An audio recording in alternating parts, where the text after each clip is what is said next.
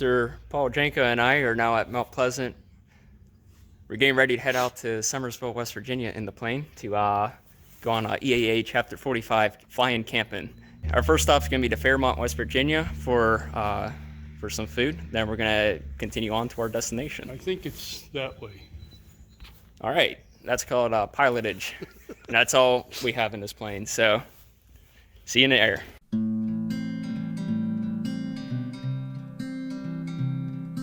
Besides our pilotage, we also had an iPad with GPS, a handheld radio, and an intercom system.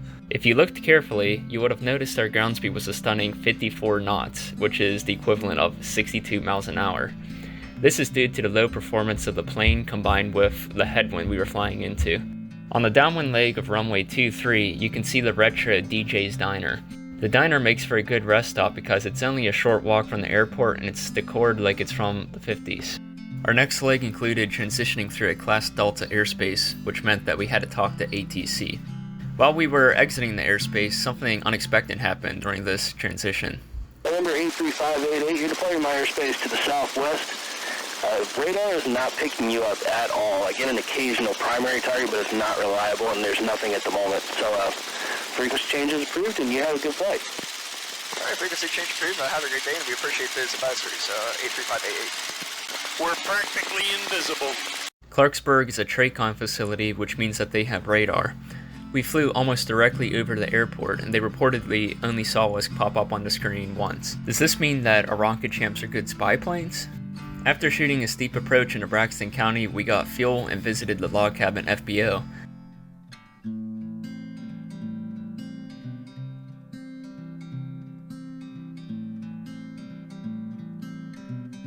It wasn't long until we were arriving into Summersville Airport. The airport is situated in a way that requires flying directly over the campground when you're on short final to land.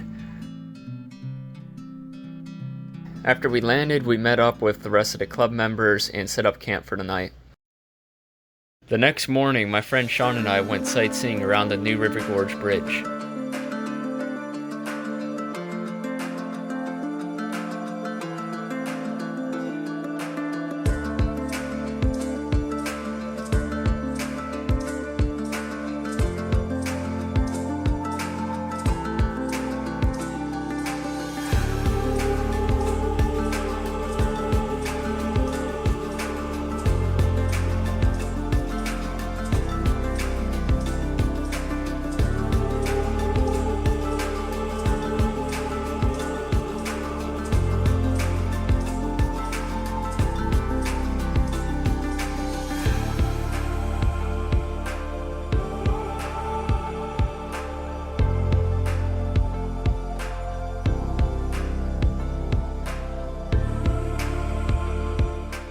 New River Gorge Park is America's newest national park.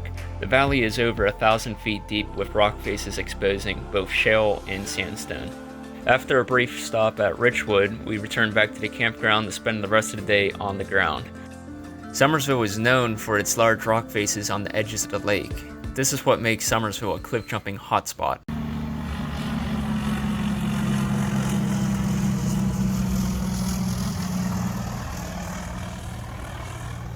Once the last plane landed for the night, we set up a fire to cook our dinner and to test out my emergency signaling device.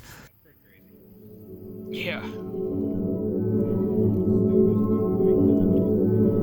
Yeah, it's a lens.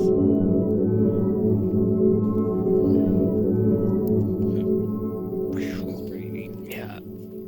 Paul and I flew over the bridge one more time before going up to Upshur County for fuel.